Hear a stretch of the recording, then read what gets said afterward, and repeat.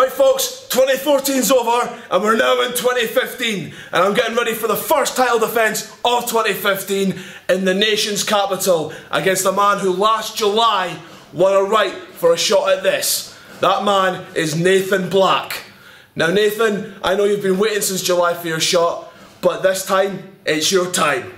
January 24th, City Nightclub in Edinburgh. Put the date in your diaries, folks, because it's going to be Nathan Reynolds versus Nathan Black for the W3L Heavyweight Championship, and we're going to light the capital up. Are you ready for this?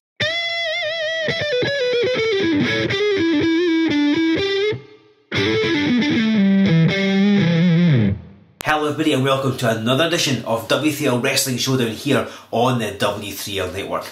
As always, I am Stevie Wizard and we are barely a week away from our return to City Nightclub in Edinburgh. It's happening on Saturday, January the 24th.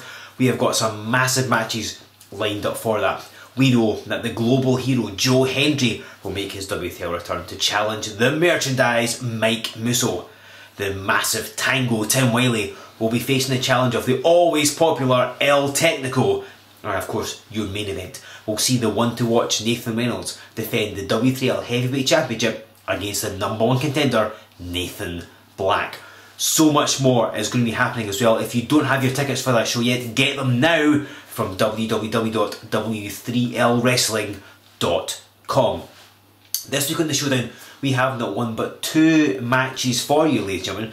The first of these involves the highly popular BT Gunn. He doesn't compete in W3L very often, but the fans always love it when he does. And this week, he's going to have to be at the top of his game as he takes on Sanctuary member, the very good Mr. Ewan G. Mackie. Ladies and gentlemen, this is Joe Fordyce with you here on W3L Wrestling Showdown as the very good Mr. Ewan G. Mackie jump-starting his match. The first of two matches we have for you this week. He attacks BT Gunn. And of course, Mackie, the leader of Sanctuary, at least we assume he's the leader of Sanctuary. It was Mikey Whiplash, but nobody seems to know whether Whiplash is still part of Sanctuary or not. That's still up in the air.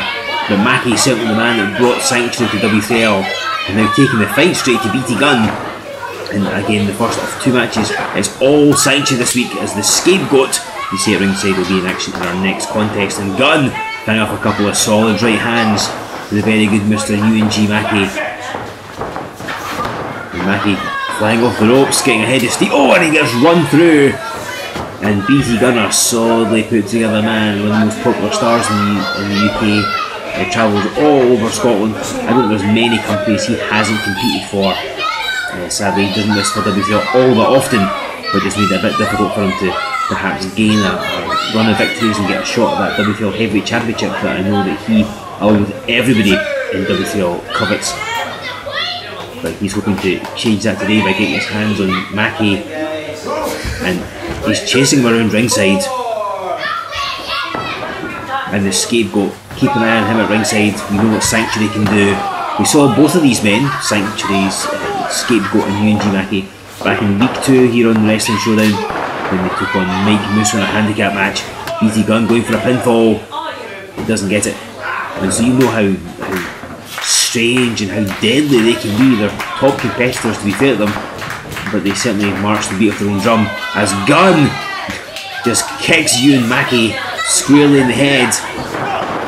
Then gets fired into the corner there, and Mackie, again one of the longest serving members of the W3L roster, tuned in for many a year, and he's just become more bizarre and twisted as time has gone on.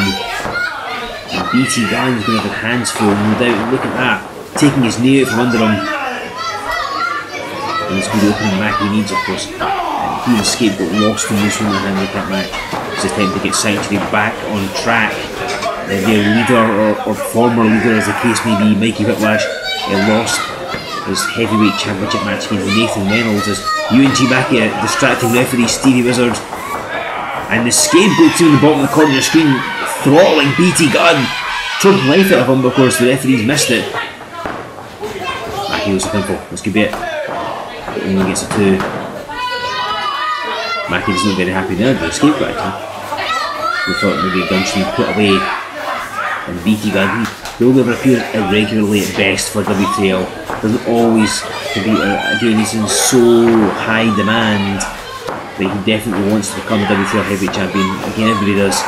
So beating you and Mackie tonight, if he can manage that, would be a fantastic way to march up that ladder of contention, and he just throws him down, the whole ring shaking, with you and Mackie getting flipped over there. But Gunn, very slow to follow up. That's what the throttling and the sleeper holds have done to him. And look at this, he's bent double. And Mackie, he's not the heaviest wrestler in W3L by any means, but still an extra good bit of weight and hanging on your back. He's got that sleeper hold clamped in tight, and BT Gunn looks like he's fading here. He's still got some life left in him, but Mackie could choke him out. Gunn's barely moving, but I think he's trying to get to his feet. And he does, he's got up. And runs you and Mackie at the corner. And you can never count out Sanctuary. You're just going to caught there up to that Scapegoat at ringside. I mean, you can bet he's going to interfere. We've seen him interfere already. I wouldn't be surprised if he tries it again at some point. And you've got Mackie on the shoulders. He's on charge again, but you see how quick UNG Mackie is. You may not like his methods, the things he stands for, but you cannot deny his ability. And nails him with that dropkick. He is so accurate with those flying dropkicks as he takes the knee at BT Gunn, resulting in a 2 count. And Mackie certainly not popular with this crowd. They're very anti-Sanctuary and pro-BT Gunn. They could be going for a Misty Flip. And that's exactly what it is. He takes BT Gunn down with the Misty Flip, goes to the cover. This could be all here. But only a 2 count, says Stevie Wizard. And referee Jude, look, just choking away at BT Gunn, trying to get whatever fight's left in him out. And Mackie now climbing the turnbuckles. He's quick and he is agile. What is he going for here? He does like these flying vertical splashes. And he's seated sentons and he lands one. That has to be it. Has he beat? No, he doesn't. BT Gunn kicks out. Still has some fight left in him. And again, BT Gunn's been a success in many promotions. Has never really made that happen for him here in W3L, but this could be the first opportunity he gets if he can turn the tide against you and Mackie. But I think Mackie's biting at the knee. He's biting at the knee and the leg of BT Gunn there. So he's going for a half tab.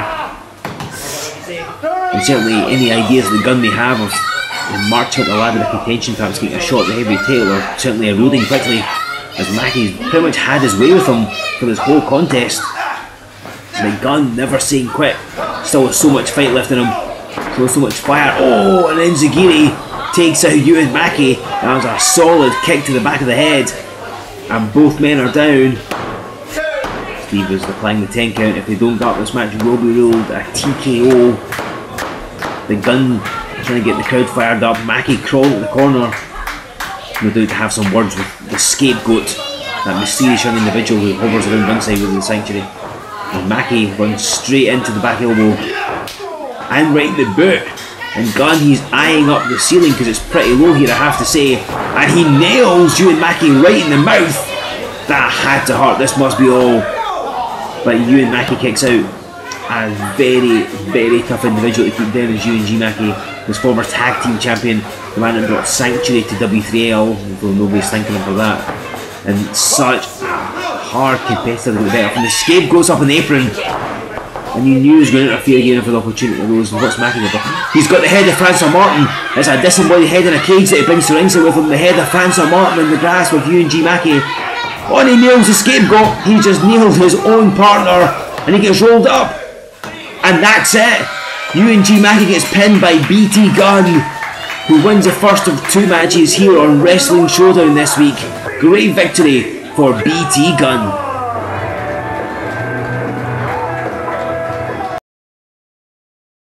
So there we have an emphatic victory by the always popular BT Gunn. Remember, in 6 days' time, we are going to be in City Nightclub in Edinburgh. That is January the 24th. If you don't have a ticket, get one now from our website www.w3lwrestling.com. And while we're there, why not pick up tickets for our February events? On Saturday, February 28th, it is our annual Remedy show, this year coming from Dunfermline, and then the night before we are in Stirling for a show we'll be taping matches for Wrestling Showdown. Now, we promised you 2 matches this week, and it's time for our second one. You've already seen the very good Mr. UNG Mackie representing Sanctuary, and our next contest will feature another member of Sanctuary in the form of the Scapegoat as he takes on Joe Coffey. Ladies and gentlemen, this is Joe Fordyce back with you again for the second of two matches here on Wrestling Showdown this week, and the second appearance from Sanctuary. In our previous contest we saw the very good Mr. UNG Mackie losing to BT Gunn. Now it's the turn of the Scapegoat to compete in the contest against one half of the W3L Tag Team Champions, Joe Coffey. Now, of course, we saw Joe Coffey just a couple of weeks ago on week 3 of Wrestling Showdown, where he defeated Lucian Maynard Smith and the Scapegoat. As I said earlier on, it was in week 2 when him and Mackie took on Mike Musso in a handicap match. And the first thing I have to notice is that the Scapegoat has a different mask on. Normally's got a black mask with a white panel in front. This is black and yellow. I'm not sure this is indicative of anything. Is it perhaps like you've got a grade, you know, you change coloured belts in judo? I don't know if it's a sign of that. Perhaps we'll try and get some clarification of that from Sanctuary, although I'm not normally very forthcoming with information. And Scapegoat pulling the hair of Joe Coffey. Of course, Coffey, the bigger man, the more powerful man. Not a lot is known about Scapegoat at all. I don't really know what he weighs or how tall he is. I can only speculate and guess, really. But it has to be said that this, I think, works in his favour, because how can you plan for somebody you know nothing about? And yes, you've seen him in action a couple of times here in W3L, not really enough to be able to get a full reading on him. Certainly we've seen more matches involving Joe Coffey. He's more scoutable, as it were. And there's a chop right to the chest. You see it stung Coffey's hand. And the Scapegoat is looking at that chest to say what's happened to me there. And nobody seems to know anything about this man. Coffey we know plenty about, though. Of course, W3L Tag Team Champion, his brother Mark. We'll be seeing him on Wrestling Showdown in a few weeks' time, I'm sure. Applies a wrestler up there. Been Tag Team Champion since July of 2013. And that says so much for the Coffeys and the fact that they've managed to retain those belts against the best that W3L can throw at them. All various combinations of established teams, perhaps two people teaming up for the first time, you name it, the Coffeys have faced them and have beaten them. And they have proved to be a dominant tag team here in the World Wrestling League. But as you saw just a few weeks back with Joe Coffey taking Lucian Maynard Smith, they are every bit as good singles competitors. And Coffey controlling the rest. And you know he is his eyes on the heavyweight championship at some point, as I'm sure his brother Mark does as well. And the Scapegoat goes down, shoulders are on the mat, and he gets a shoulder up, and that's a lot to do, trying to get that shoulder, particularly as he's having to press Joe Coffey out the way. He's probably a big, solid man. Look at this, Scapegoat's almost upside down. They send him at the ceiling. Again, it's not the highest roof we've ever had here on a National Wrestling Showdown. So they have to be careful that they go out there, because they'll hit the ceiling and these lights that are hanging from it. And Coffey with that headlock clamped on. Scapegoat trying to break it, break the hold. Coffey with those tree-trunk-like arms. Squeeze away the head of the Scapegoat. Off he goes, and Coffey holding on the ropes. I think he was perhaps expecting Ewan Mackie to perhaps get involved. He is at ringside as Coffey runs through the Scapegoat with a shoulder block. And that's the problem with this match. It's not a handicap match per se. When you've got likes of the very good Mr. UNG Mackie at ringside, you cannot discount him. You know he's probably going to try and get involved in some capacity. As Joe Coffey just squashing the Scapegoat, and then hits a bulldog,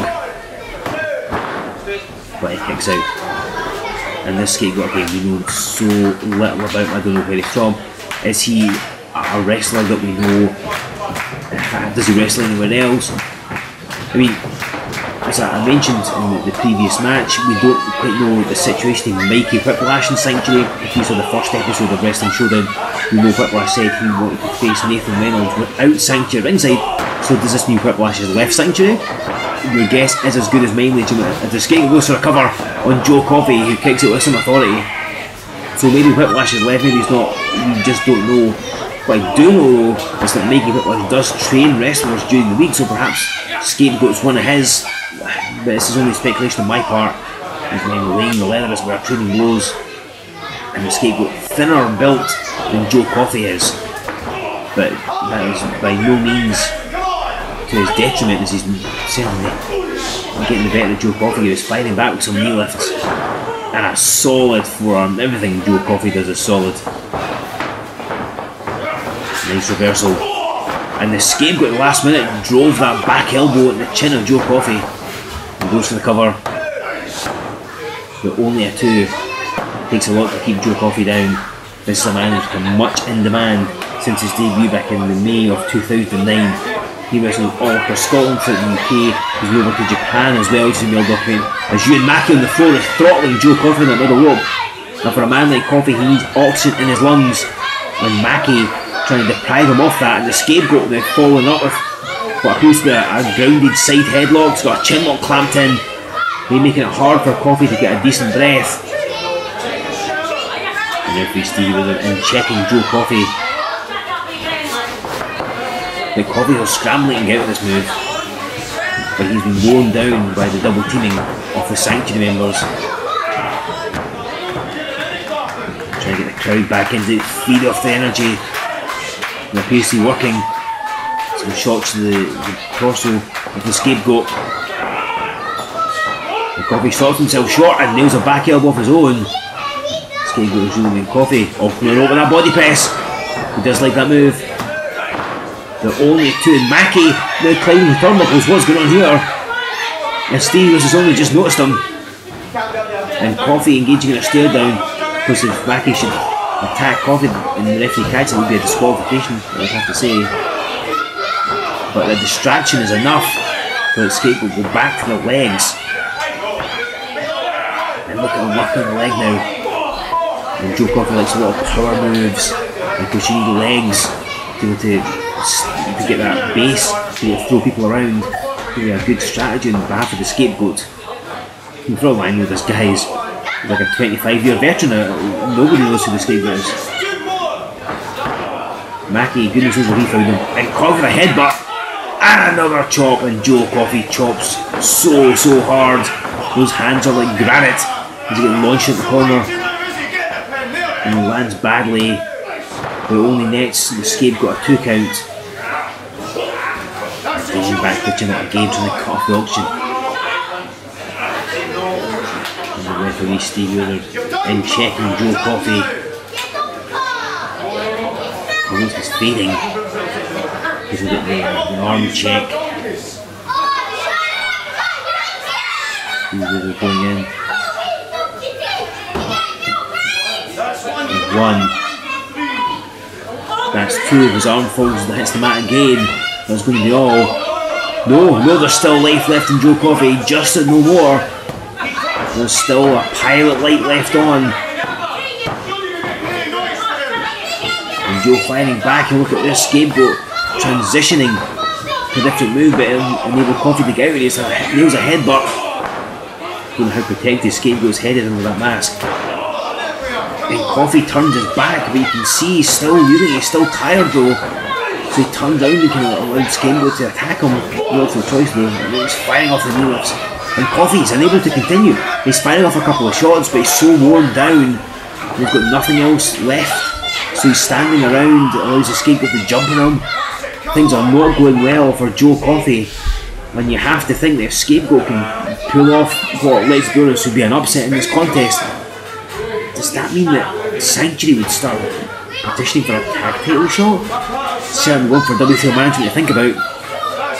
And Scapegoat with a rear naked choke. He had the body scissors, he had the sleeper hold. Coffey could be out cold. He's not, but he's still got some life in him. That leg banging on the mat, trying to get that crowd to fire up. To get him some energy from him as he tattoos the Scapegoat with some shots. But look at that one blow from the Scapegoat, took Joe Coffey down. And Coffey with a drop kick out of nowhere, making the whole ring shake. Hell, the whole building there shook there.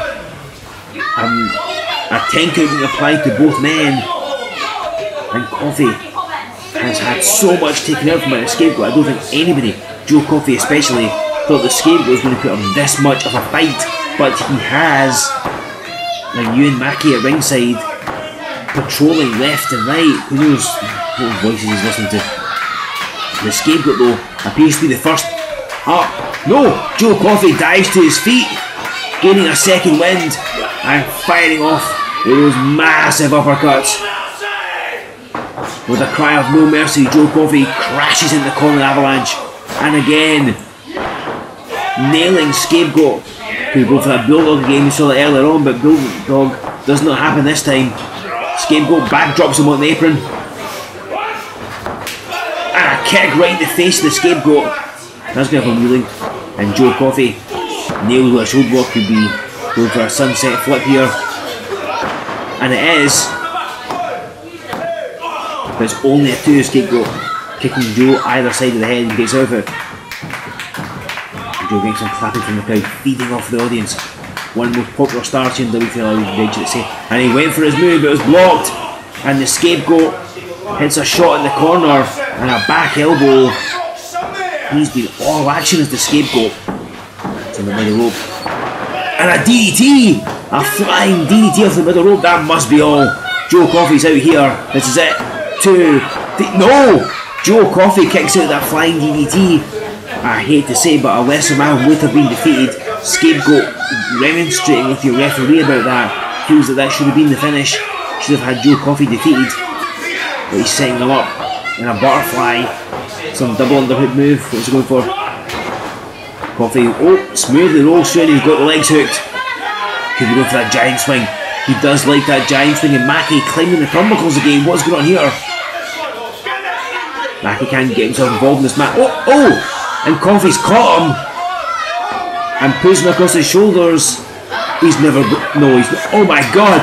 Joe Coffey, look at this!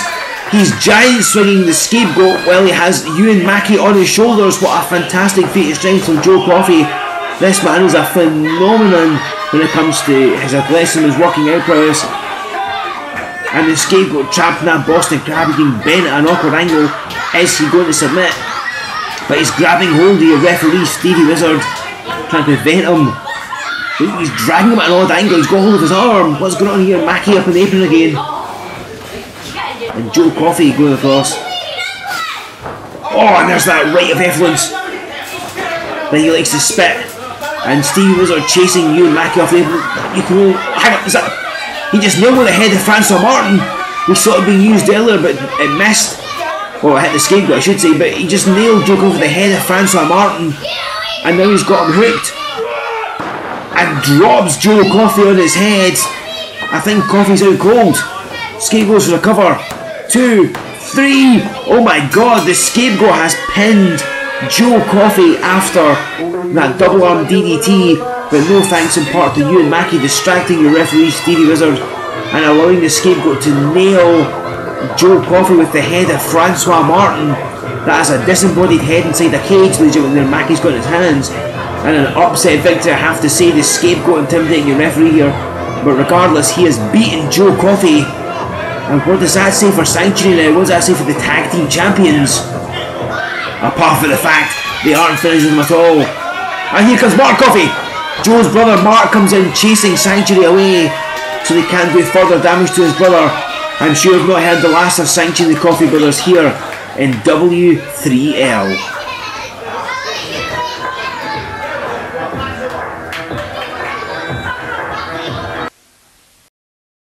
Well, ladies and gentlemen, what a controversial ending to that contest.